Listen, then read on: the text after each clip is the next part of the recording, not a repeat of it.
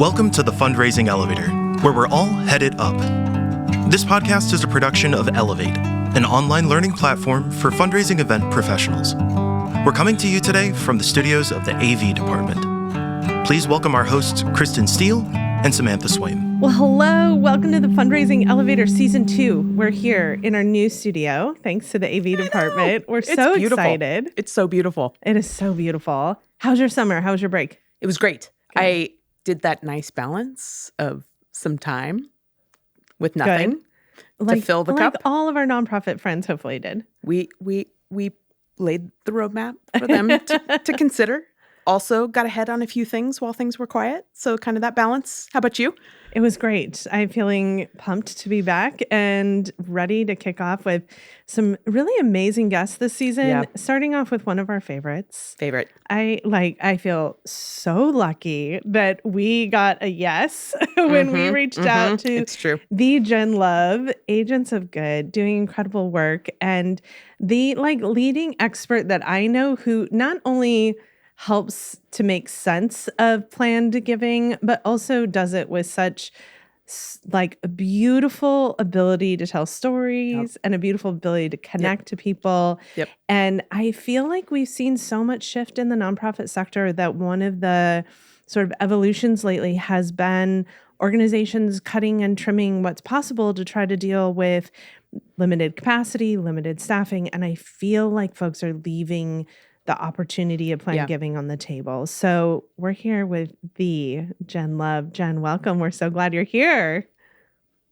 Good to be here. I'm so glad to be here with you. Thank you so much for inviting me. It's all in the name, really. It is. I saw Jen over 10 years ago at a conference speaking about strategic communications. And I was just struck by the mix of humanity and strategy, and I just automatically felt myself leaning in. And then she started presenting some case studies on direct mail. And I am a professed immune person to direct mail. I'm one of those people that people talk about direct mail and I just go, doesn't work on me. I'm a little jaded about it. And I found myself also leaning in. And that's because at her core, Jen is a storyteller. And I have just so enjoyed over these years getting a chance to hear her tell stories. And she probably tells it best.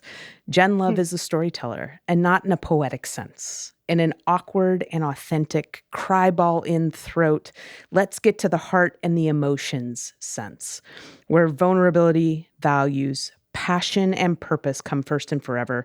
Let's talk about metrics and meaning, facts and feelings. And it is those combinations that make her so, so great. So thank you so much for being here. I'm thrilled. Thank you so much. Of course. Let's big picture, because I do think we start saying planned giving or legacy giving, and there's all kinds of levels of understanding about what that is. Also, to some, this is a new idea. Yeah. That in a donor stewardship continuum, this could be a direction we're heading. So I want to level set for everybody and kick it over to you, Jen, to talk about what is planned giving. So that's a great introductory question and a great place to start. And planned giving, legacy giving is really about the why and the how. So when you think about any kind of legacy giving or planned giving, just think to yourself, what are the mechanisms required? Part is a why. Why should I leave my gift in my will to this organization? Why should I make a gift of securities to this organization? Why does this organization match my values, fit me where I am? Why is this organization important to me? And then the how is it a gift in a will? Is it a gift of insurance? And the how very quickly starts to sound like a tax seminar, blah, blah, blah, we're tuning out. So the reason I make that point is that as fundraisers, we get to stay focused on the why. Yeah. Because really, legacy giving and planned giving for us is about telling the stories of why this matters to you, why you might consider this amazing transformative gift, why you would consider remembering us in your will or estate plans. That's the purpose of the fundraiser. The how Is it this type of a bequest? Is it an annuity? Is it a this? Is it a that? That is for the donor and their advisors. Yep. So I really like to start every legacy conversation by saying legacy giving and plan giving is a very big and growing and crucial field to understand. But every fundraiser needs to really stay focused on the why. Yeah. Your job is, why should I talk about legacy gifts? What's the impact legacy gifts can make? And why would someone consider leaving their gift in their will to me? That is your job. The how of how they do it is about them, their advisors, their loved ones, their community, and frankly, is none of your effing business. So the simplest thing to say about plan giving is that it's about why your organization should matter to someone forever. And if you have, and if you're blessed and privileged and have worked your tails off to have donors who've been giving to you for a long, long time, or maybe a not so long time, but who feel very connected to you and feel as though you're a part of their story, that's where legacy giving and plan giving comes in, because you can help that donor say, I care about this organization enough that I want to make sure it's taken care of even after I'm gone. That's what legacy giving is about. It's about the stories of people that live on through their generosity. It's not a tactic. It's a big, beautiful dream that we have the opportunity to plug into in tiny ways. I think that you do such a beautiful job of painting the big, beautiful dream, because I find when I'm in conversations with folks about plan giving, that is their question of like, where do I start? I'm not a tax attorney.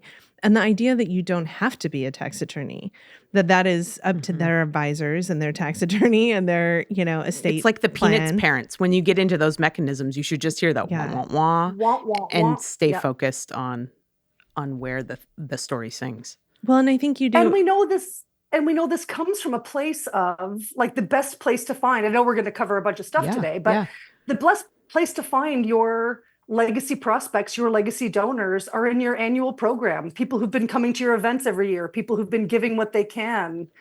These are not donors who would classify as major donors. So like the whole thing about legacy giving is that it completely creates an environment where everybody's donation matters, because your only job as a fundraiser is to convince them to say yes. And then when that gift is realized and how much it might be is not your problem. You can't control it anyways. So you need to do the work to make sure that those gifts are well stewarded, well cultivated, and then you can't be involved in the details because that's for their tax attorneys. So it is a nice clean break. It's a long burn though. It is. It's a long game. It's not I'm making an ask, I get a yes, and now the check is in the mail. It is a commitment to a relationship and being in relationship. So, I think that there are so many elements about plan giving that I think feel overwhelming for folks because it is a long game, it is a long burn. But I also see that it is the stabilizing force that creates longevity within organizations.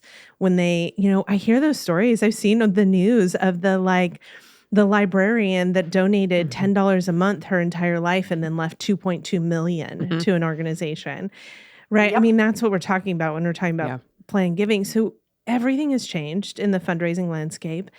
So much has changed in our landscape of event fundraising. What does the world look like right now with legacy giving? What's the evolution? How have things evolved?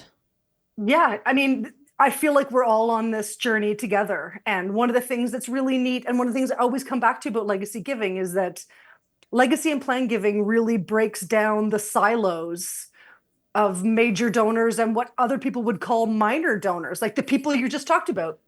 The librarian who's given monthly every year and then leaves her home or her property or her part of her estate or part of her will to your charity. Would you ever call her a minor donor?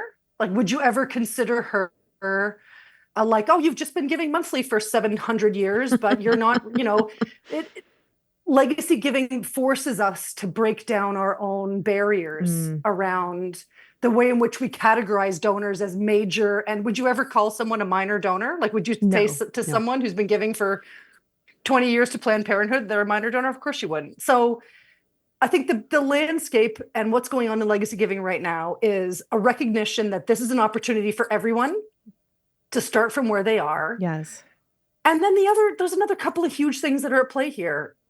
We are facing the biggest transfer of wealth in human history with the boomers. Yep. I think many of us can see in that story not only that there is a transfer of wealth, but there is a transfer of power. Yeah. This is income and revenue that was generated in ways that many of us don't feel great about. And if we really want to talk about democratizing philanthropy, bringing things back to their simplest forms, this is a chance to take back wealth that belongs to Indigenous people, people of color, people. This is the transfer of wealth that if those of us who work in social justice, in environment, if we don't get our part of this, it is going to go to hospitals, universities, and churches who are funding more and more and more research than ever into what motivates legacy giving, what donors care about, what tactics you should use. So now is the time for all of us who are working in social justice organizations to get our part of this transfer of wealth, because it is a transfer of wealth that has been on the backs of many people, and we can take our part back, because there are people who are on every single donor file that we're talking to who have been giving to your organization since they first were awakened to your cause, and they care about you so deeply that you have made their monthly budget, you've made their annual budget, you've made their entire life plan. And the bare minimum that you have to do is tell them that they're important so that they'll leave you a gift in their will. Get it. Yeah. Don't let it go to hospitals, universities, faith. We love them. We want them to have their share of the pie too. But this is a chance for all organizations to step into their reality of Amnesty International, Greenpeace, these organizations that were built on values. Find the people who've cared about you for that long and encourage them to take this beautiful and meaningful step. Is it true that the wealth get in on this? Is the wealth That's transfer? What I say about is the wealth landscape. transfer also happening? Gender, like I've heard that there's not just a generational wealth transfer, but a transfer to more women, as it's specifically like a staggered wealth transfer. That is such a good question. And it is a whole other side story that I am fascinated by, because yes, we've always known that women have always been the levers of power when it comes to philanthropy, when it comes to annual donations, when it comes to major gifts, when it comes to planned gifts. And there is not only the reality that most times the left behind spouse is usually, in the traditionally gendered version, is a woman. Yeah. And there is also entire cohorts of people that are, I mean, I don't want to be too topical in terms of politics, but Please do. The childless cat ladies. The childless cat ladies are run people the world, who have tremendous influence Yeah. and have spent their entire lives devoted and dedicated to causes that speak to them better than the entire system speaks to them and ever has. Yep. And we're now in a position to be able to say to these people, this has been your life story. Would you like to make this meaningful forever? Most of them will say yes. Yeah. If we have the courage to ask, and if we have the right time to ask, and there's sequencing and et cetera, et cetera, et cetera. But yes, there are these levers of power are changing, and legacies is one place where we're going to really see that impact. You just said the thing that I always think about when I think of legacy giving, about the courage to ask. And to me, when I think about it, I think as fundraisers, we have to, in some ways, believe in our missions that much more when we are making this ask, because we're asking our mission to step into a place of permanence, to merit this funding of permanence, and to say we're all in it for the long haul. Like there's a perpetuity piece to it that sometimes right now, when I look at the disruption of the sector in terms of people in and people out, that how do you sort of establish that continuity and get that? So for you, sort of looking at the sector the way it is right now, what are some of the hallmarks of a good program to, if somebody's going to come ask me to put my legacy on the line. I am a childless cat lady and dog person, right? If I am leaving a breadcrumb trail of $10 a month or $100 a month, I mean, that's really what these people are doing, right? And we judge them, but they're signaling something. Yeah. They're signaling duration. They're signaling commitment, right? So what are hallmarks of a good program to take that and make it that we all win? Such a good question. And my simple answer, which I'll then dive into in a little more detail, is seek conversation. Like every legacy giving program, every legacy giving conversation, every material, every social media post, every direct mail piece, every newsletter should drive a conversation and should drive somebody being able to say, I'm ready to think about this, or this has been on my mind. And so we use this concept of legacy glitter, which is that throughout, right? Yes. Glitter Yes, so is good. invisible, but brilliant when together. And it also lasts forever. Yes. Try to wash glitter out of a favorite outfit. Does not work. No. Right. So legacy glitter is this concept of throughout all of your fundraising program, you have this little sprinkling of, at the event, you have a person who makes a mention or a moment about legacy giving. In your newsletter, you have an article about legacy giving. Every once in a while, your social posts talk about that, so that people who are on the journey of their own lives, right? This is the heartbreaking stuff in the charitable sector. We spend our lives hoping that our donors are like our 7th grade crush and they might pay attention to us 1/100th of the time that we pay attention to them. And when they have that moment of like, oh yeah, I'm thinking about that, or yes, this is interesting to me, the legacy glitter acts as that moment for them to say, oh, I want to think about that. I meant to do that. I want to think about that further. So the best hallmark of any kind of legacy giving program is the glitter. Are there places in most components of your fundraising program where you can see a little moment or a touch? And that moment or a touch is not like, hey, how are you feeling? Can I come by and like bang some cymbals together and give you a heart attack? Like, that's not the goal. But the goal is kind of to have people say, hey, share a moment or a reflection about this organization and why it's mattered to you. Do you have anything you'd like to tell us? And just create this little magnet for people to start telling you their stories that then allows them to kind of see themselves in the story of your organization.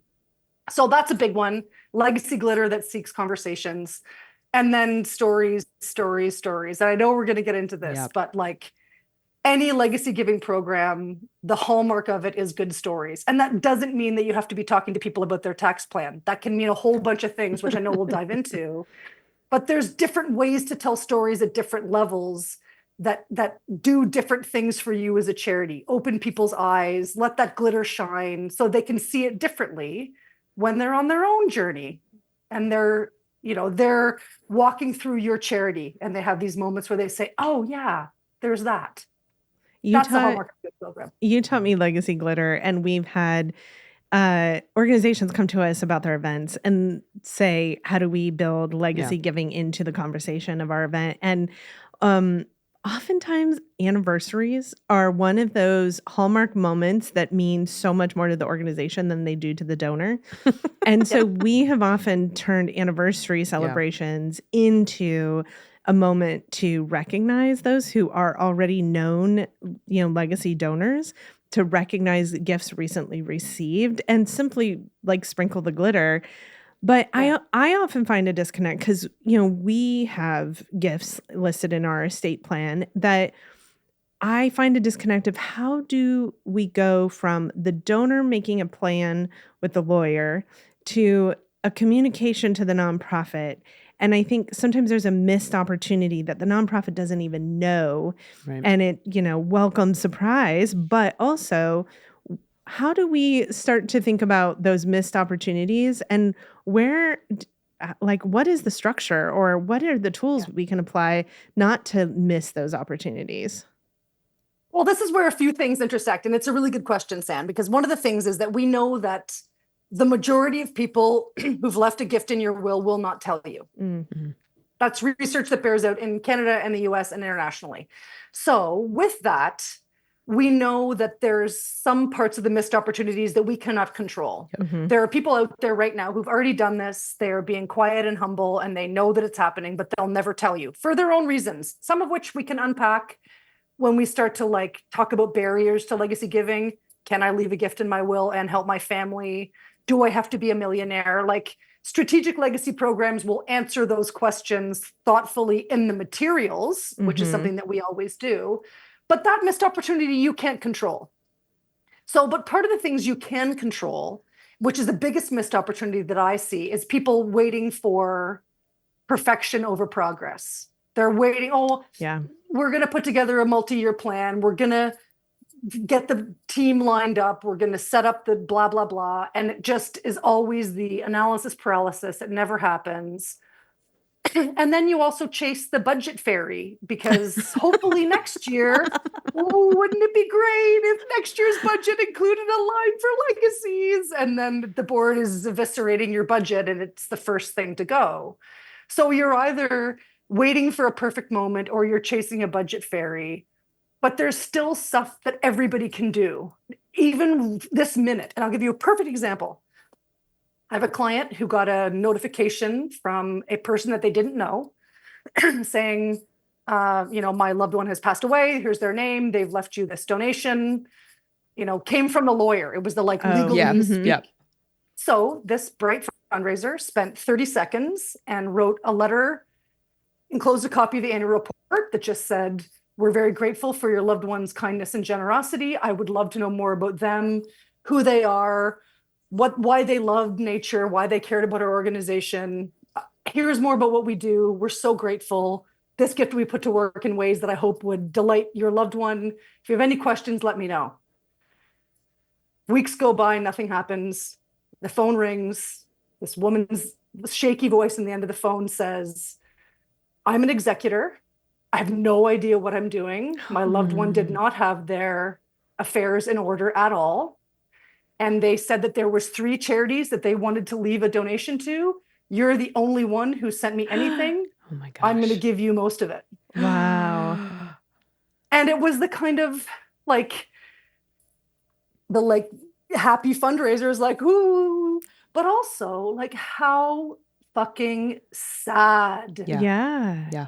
That the other charities looked at this thing that came in and said, great, Put it in the budget. finance, deposit it, Right. and didn't do anything else. Like, how are we at a place in the charitable sector where the first question that we ask when a check comes in is, how do I record this in the database, as opposed to, where did this come from? Right. What is the story of this? The why. Yeah. So start there. Yeah.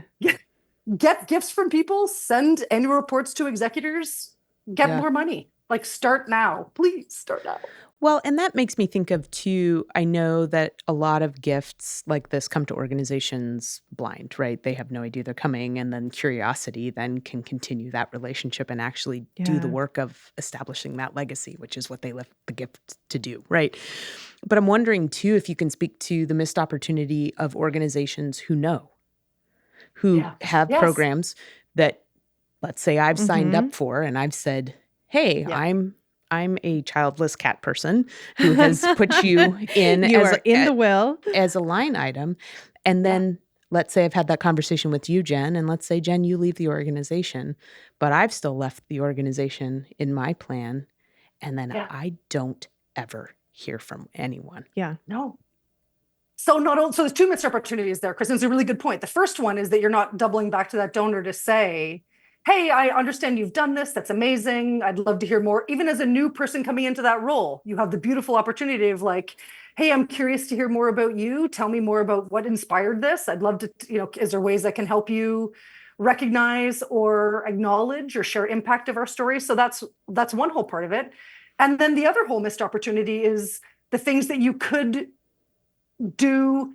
We know that people who have left you in their will, this is research that again bears out across the board and has been demonstrated just in the last few years by Russell James in the US.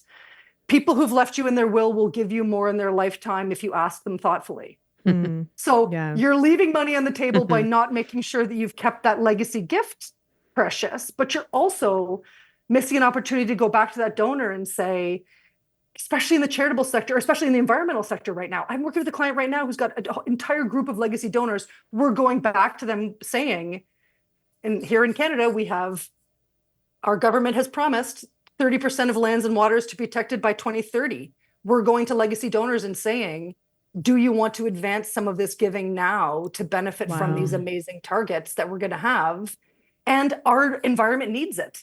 We need this now. And donors are saying, tell me more.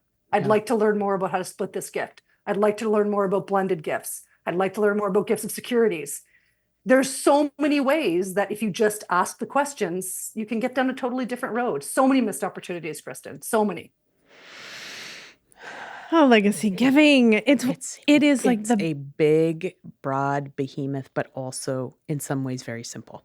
It is. And it's all about the humanity of it. Yep. You know, the individual why, the story. And I know we don't always like to approach people about end of life conversations. So we're going to take a short break. And when we come back, we're going to talk about those stories and how to enter those conversations. So Jen, we'll be right back.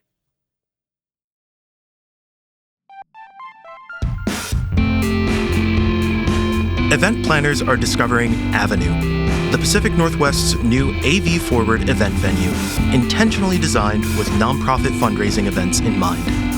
From the 93-foot video production wall to the highest quality sound and lighting, premier AV features are included in every venue rental.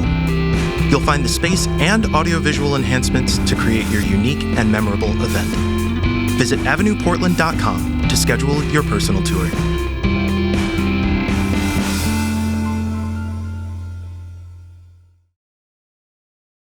Welcome back to the Fundraising Elevator. We are here with one of our favorites, kicking off season 2, Jen Love. What we've really invited you here to talk about is storytelling, personal passion of mine. And it's something over the years that I have just been so in awe of your brilliance at. And I want to talk about the stories and the part that they play in planned giving. And I've heard you say many, many times that the dead speak. And that has such a deep resonance to me, especially within the topic of planned giving and thinking about legacy and permanence and my story as a donor over time and beyond me and what that is. How does storytelling play out in planned giving?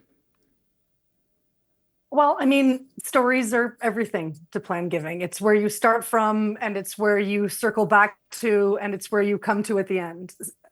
Storytelling bookends and creates the epilogue and the prologue for every legacy conversation. And so the dead speak. One of the things that is challenging for folks who are starting to think about, I'm getting legacy revenue now. I don't really know where it's coming from. This is the experience of lots of small shop fundraisers. I don't know what to do with this, but I know that there's something here. And so we are really encouraging to people to say, well, when you get those gifts, see if you can get the dead to speak. So I'll give you a specific example. And these are essentially impact stories. Essentially, the dead speak is a story of somebody who's done something amazing, left you a gift in their will, and then you did something fabulous with it. Even if you don't know the donor, even if you don't know what motivated them, even if you don't know anything about them, you can say, we had a case just this year with a hospital in New Brunswick that was slightly behind on finishing touches for a new oncology unit. And part of the things that they wanted was to have a outdoor garden space. And they were under budget. We're going to make it. A legacy gift came in at the very last hour of the fiscal year. And they were able to build the beautiful outdoor healing space sunroom. That's a legacy story because a story about a legacy gift that came in and allowed you to do something amazing. We've had stories with the dead speak where just not that long ago, I had a client who, similar to the story about sending an annual report, they got a notification about a longtime monthly donor. In this case, the charity did know the donor, and she'd been a long-time generous monthly donor, had been giving for decades. She died, and they got the notification from the lawyer and from the executor. And so this fundraiser wrote back to the executor and said, we received the notification about your mom's passing. We're sorry about your loss. Sheila was a wonderful supporter of our organization. And in fact, I was just digging around and I found this story that she sent to us back in 2010 when we asked, hey, do you have a story or a moment in nature that you'd like to share to help us feel connected to other people's stories of nature? And she wrote this thing about how, she was sitting at the family dock by the lake and just sort of looking over at the, listening to the sounds of the morning, and a loon swam by and was diving and fishing. And so she wrote that it was this wonderful moment of peace and tranquility and this having this loon at the end of her dock. And so Kirsten said to this, the fundraiser said to this, executor, I thought you might like to take a moment in time with your mom from 20 years ago, back in 2010, or 15 years ago, back in 2010, when she wrote us this note. It took her no time. She was feeling this loss and she wanted to recognize it and acknowledge it to the world. And 15 minutes later, her phone bings and this man wrote back and said, I cannot believe that this is happening, but I'm at the family cottage and I'm sitting at the dock and there's a loon swimming by with a little baby on its back.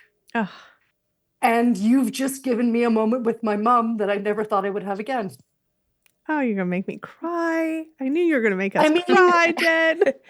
And these are the things where you just, so if we would have told that fundraiser when she got that job, part of your job is going to be bereavement counseling to people who are losing their parents. And you don't think of yourself in that role, but when you're really invested in caring about these people and caring about their story, of course you would close that loop for him.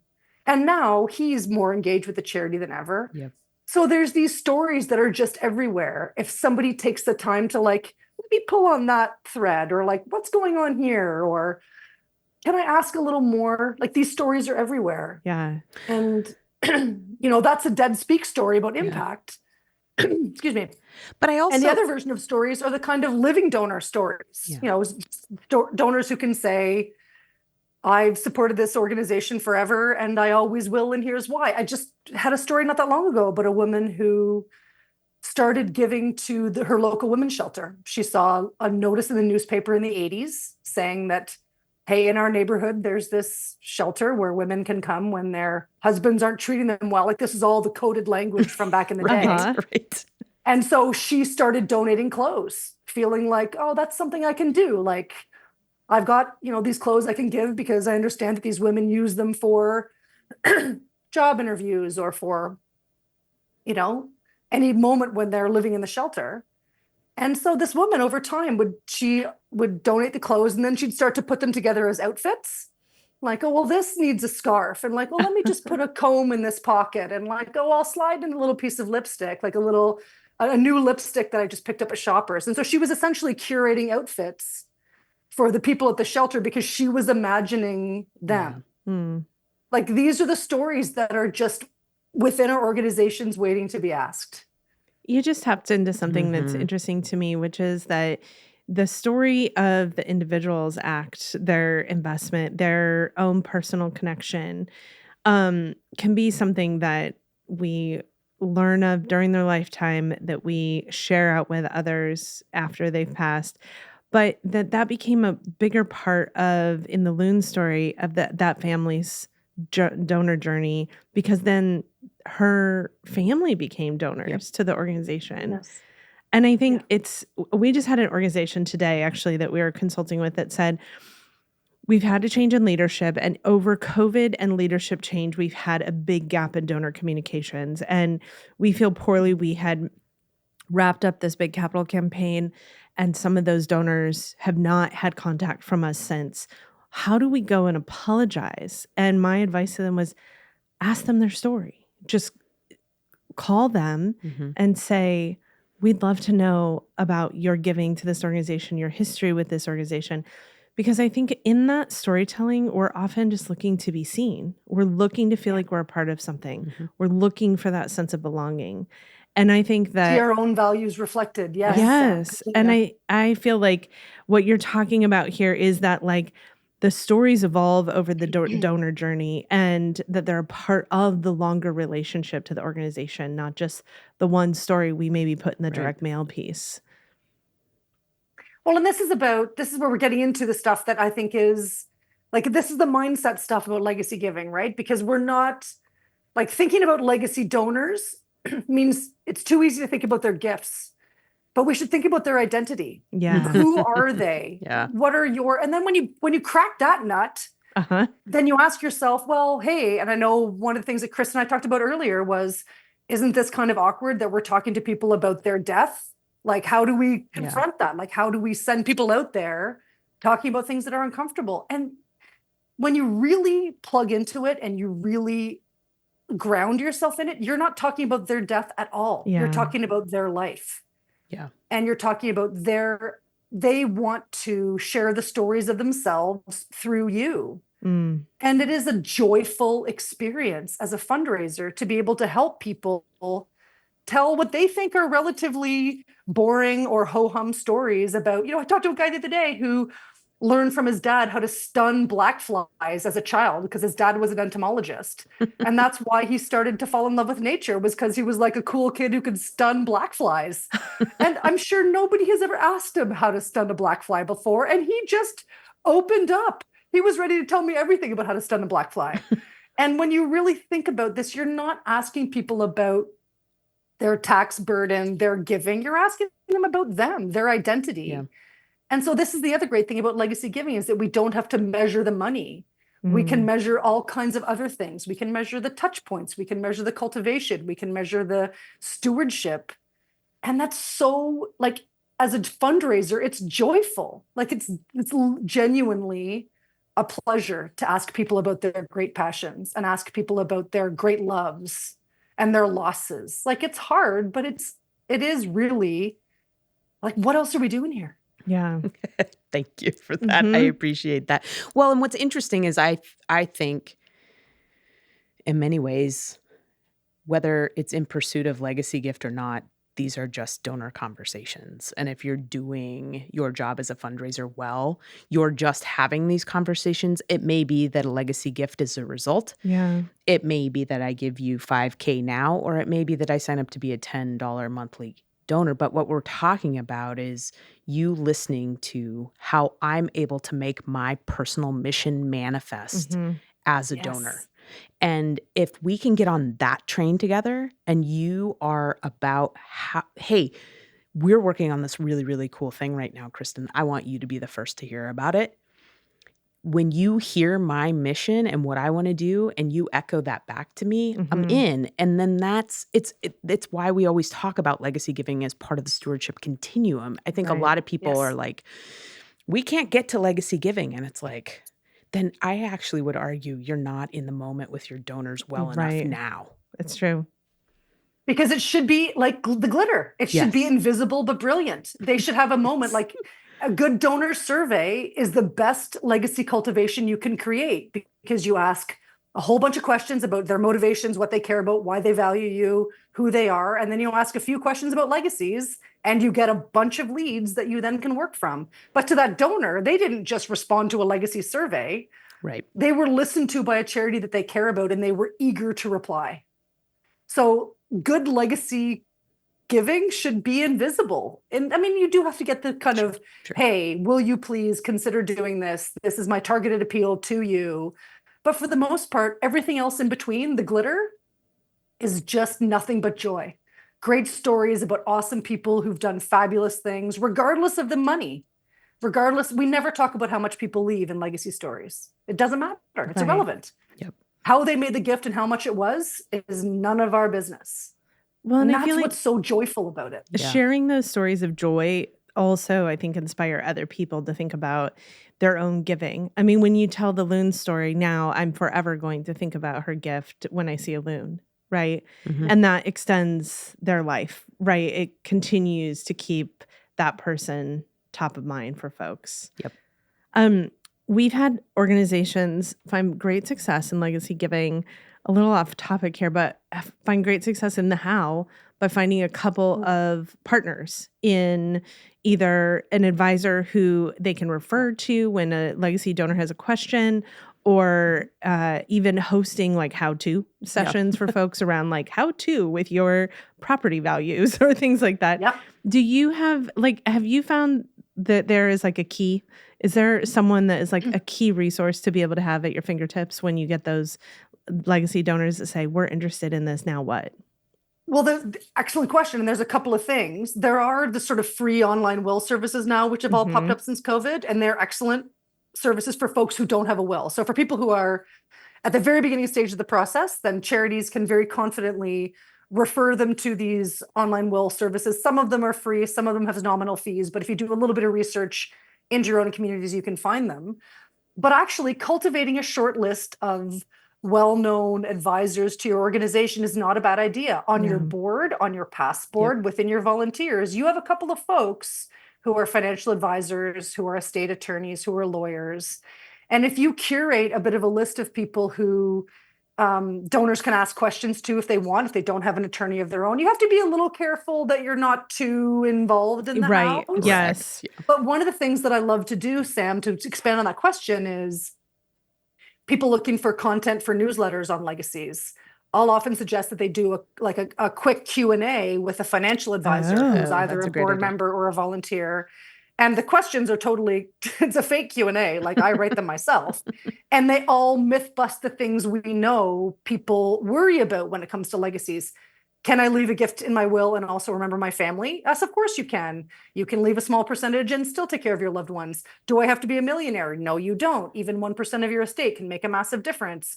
So you can have these sort of like advisors who are available, who are myth busting the things that you know people are thinking about. Yes. And then it's also really valuable content for people who are like, I don't know anything about, I know I need to make a will, but I don't know anything about it. And we also know, there's times in our lives when people will do this. So you can kind of be strategic about when you're cultivating those messages. But yeah, having a handful of advisors who can provide you with content or information, knowing who your free will advisors are in your own community or your local community foundation may have some free will or free advice services. And if you're a charity who's at a stage in your program where you've graduated from kind of talking to the people in your closest circles about gifts and wills, you may need to do some event type work around, having someone come in and talk about gifts and wills. And those can be really thoughtful and well-structured events. So there's all kinds of ways in which you can invite people, but it's a choose their own adventure. Here's a list of things that I could help you with. Are any of these of interest to you? Let's start a conversation. It all leads towards cultivating a conversation with a real human being. And we're also very deliberate in all of our legacy materials for every client. Call me. I'm Kirsten. My number is this. My email is this. I'm eager to help you, as opposed to info@charity.org. Hi, I want to leave you in my will. Like, yuck. It needs to be human to human. Like, how can we cultivate that experience for folks? For sure. So we need to scrub our donor data to find the childless cat ladies that are also financial advisors, send them a few referrals, and then maybe they'll leave their legacy gift to us. That's the glitter, Sam. That's Sam, the glitter everywhere. Rediscovers fundraising. You heard it here first. 2025. Well, we're going to take one more short promotional break, and then we'll be back to dive into those tips and recommendations that you have for folks as they start to think about the glitter that they're going to spread in the world. I love it.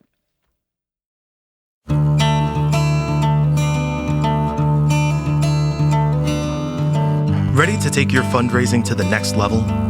Need to get unstuck in your event planning? Now's your chance to connect directly with the experts behind the Fundraising Elevator. Book a one-on-one consulting session with Sam for strategic planning and fundraising strategy, with Kristen for your program and storytelling, or Mary for your registration and data tools. They're here to provide you personalized answers to all your event questions. Don't wait. Raise more at your next fundraising event. Book your session today at elevatenonprofit.com. You can also find the link in the show notes.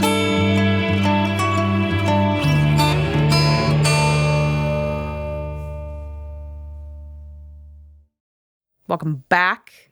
We are here with one of our favorites, Jen Love, kicking off season 2.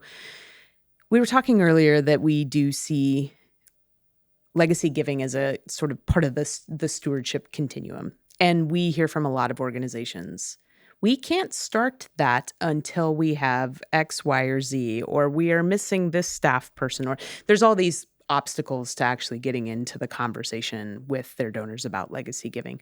What's your advice to folks who put off getting started? So, I mean, I think we're coming around this a couple of different ways, Yep. but it really does come back to like seek conversations. Like, no matter where you are, no matter what you're doing, you can be open and create opportunities, create a little bit of a funnel for people to start sharing some stories with you about them, who they are. As you said at the very beginning of this, Chris, this is a long game. Yeah. Like, this strategy is a long game. It has to be a long game. So think about how can you as an organization start to cultivate some conversations with the people who have supported you for the longest, or for people who bubble up in a variety of ways through, engagement devices, bounce back pieces, other kind of analytics you can use to identify folks. But like, how can you be interested in their stories? And one of the things that I always do when I'm conducting legacy donor conversations is I always ask people, one of the first questions I always ask is, when did you start giving to us? Like, what was the story of when did you first give? Because that usually takes people back to a time in their lives that they can imagine and remember quite succinctly. Oh, it was when the logging trucks were rolling through Clackwood Sound that I realized I really needed to put my body on the line here. Yeah. And if you're actually creating any kind of stewardship opportunities that cultivate that kind of interest, curiosity, story gathering, you don't have to do anything else other than that. You don't need a polished plan. You need to wait for the people to show up based on your little magnets to get them to respond to your glitter. And then you start with those stories and you build from there. There's always legacy giving conversations can be complicated and people can feel nervous or vulnerable about them. But Yeah. really, you do have to enter these conversations knowing that you're talking to somebody about the causes and the issues that have meant the most to them for their whole lives. So you really only have to talk to them about them. They're not the experts in your charity. You can ask them, how their giving has changed since they started, what they've noticed are new or different trends, but really you're asking them about them. And that's a very different thing than having to gather a story for effective usage. It just changes the way you think about it. When you're advising folks about the glitter they're leaving and the stories they're gathering, do you find that sharing those stories creates momentum and generates, even if it's not a gift that's been left, but simply a conversation of, when Jen first saw logging trucks rolling through her neighborhood, she knew she needed to take action and she became a donor. Does that sharing of these stories in real time help to create energy and momentum? Absolutely, it does. Absolutely, because people see themselves. And we know this from research. Again, there's been more research poured into donor motivations about the gifts and wills in the last 5 years than ever before. And we know that one of the things that people look at is exactly that. Yeah. So when you're in a position to ask yourself, can I move this forward? The answer is yes. You can move forward from no matter where you are, for sure. No matter your size, no matter how long you've been around. And yet the organizations that we work with that have legacy giving, even occasional gifts that come through for them, it has been a game changer in stabilizing an organization. And, COVID was one of those lessons for us that we saw so many organizations destabilized. And yet those who are really strong right now had legacy giving in their program already. They were already spreading the glitter, and it didn't rely on one individual or one event to be the thing that stabilized them.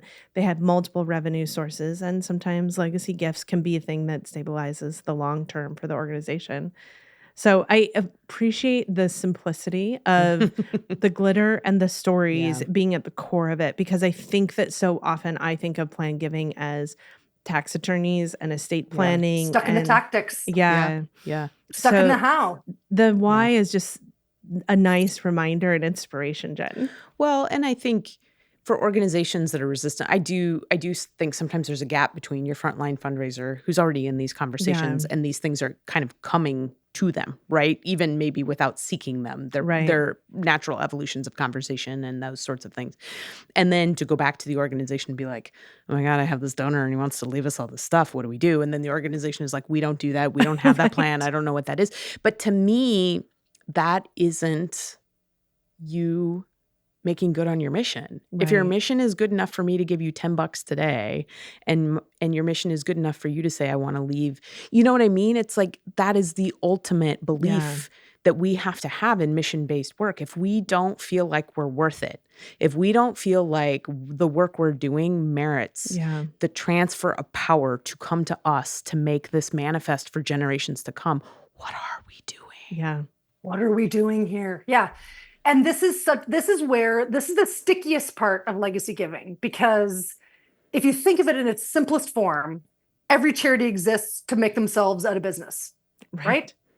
Like, strip it down to its basics. Yes. If we're talking about solve the mission. Capitalist, patriarchal, colonial system, which we all are functioning in all the goddamn time, then charities exist to make themselves obsolete. So how do you create a legacy vision when your vision is to eradicate child poverty?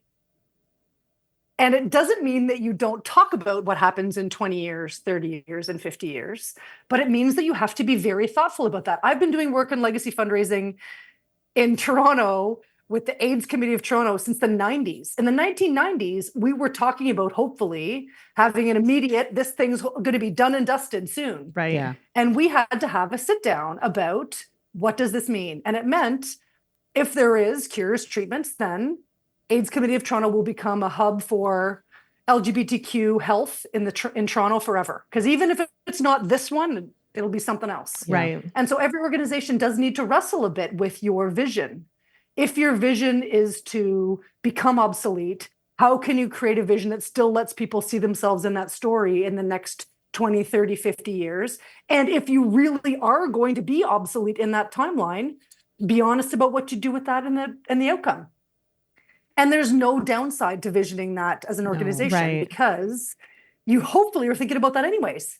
And if you're not, then you're definitely thinking about raising money to fuel a fundraising machine as opposed to raising money to further a mission. And then you have bigger problems than your legacy program. Right.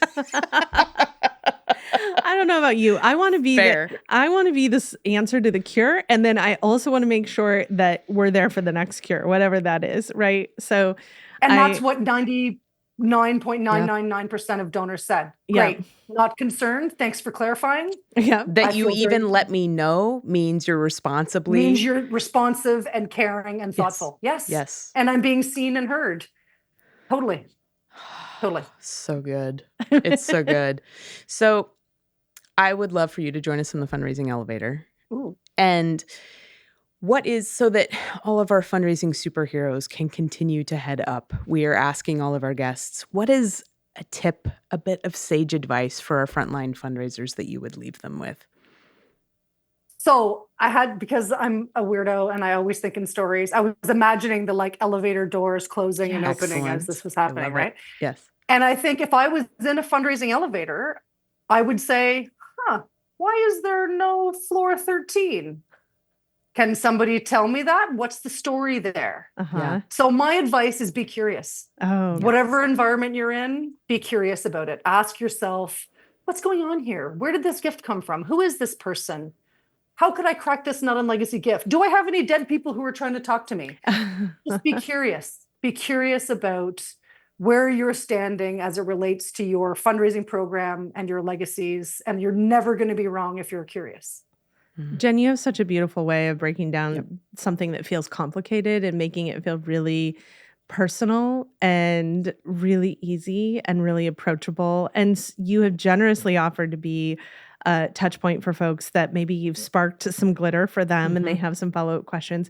How do folks get a hold of you if they want to learn more about where their glitter magic could start? Well, people can find me at jen@agentsofgood.org. That's my email address.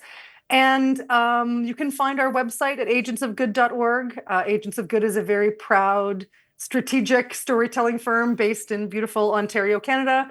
And we work with clients all over the world on all kinds of fundraising problems and solutions. So I'd love to hear what you think of our stories. Anybody who's out there listening and eager and curious. And if you're curious about your legacy program, then just start asking. Ask some questions. I'm always eager to talk to people who are asking thoughtful questions about their work, about their charities. And as you guys know, what it comes down to for me is that when we lean into the stories of our organization, our fundraising performs better, we like our jobs better, and we kind of get the privilege of seeing through time, through people who've been supporting our organizations forever. And that makes me more joyful and curious every day. And I'm going to keep doing that till I can't. What a beautiful note. Thank you for bringing so much joy. Thank you for sharing your wisdom. We appreciate having you here today and for being able to spark a little glitter in folks' lives. Thanks for Always being a in the pleasure. world, Thank you. actually. The work you do is truly magic. Thank you so much. The Fundraising Elevator is produced in partnership with Swaim Strategies at the studios of the AV Department. The program is produced and directed by Steve Osborne, with audio engineering and original music by Dwayne Anderson, Heidi Christensen, and Adam Breeden. Video production by Shannon Doran. Graphic design by Pendulum Creative Group. Marketing by Lisa Aragon. Support from Mary Elizabeth, Todd Campbell, John Lyles, and Andy Dowsett. And voiceover by Josh Boykin.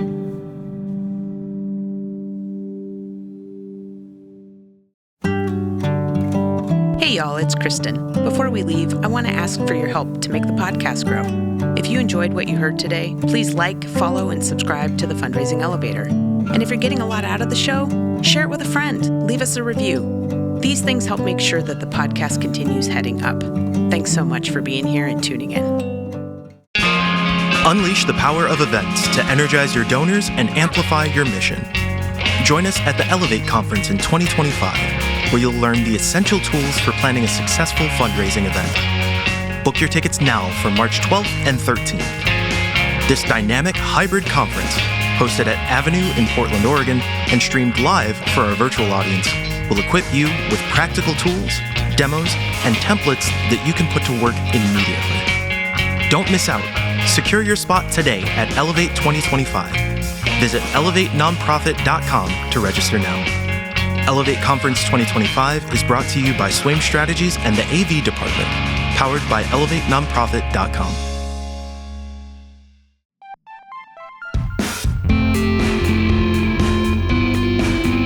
Are you ready to engage supporters and grow your base with your own podcast? Then let us introduce you to our partners at the AV Department in Portland, Oregon. In addition to delivering exceptional live event audiovisual production and videography, they also have a top-tier production studio and an expert team ready to take your content ideas to the next level. Contact the AV Department to schedule a consultation and start bringing your podcast vision to life.